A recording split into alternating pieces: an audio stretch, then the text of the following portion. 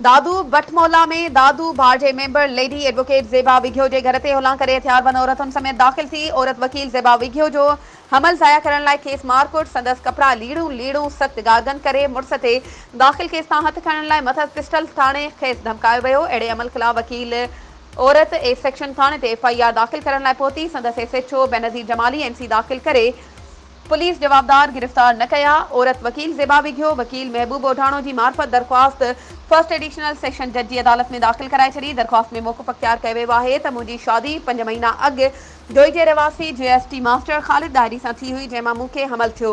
मुड़ुस माइटनि जे दॿाउ में अची मूंखे तलाक ॾिनी, जेका ग़ैर शरई आहे। केस फैमिली कोर्ट में हलंदड़ आहे।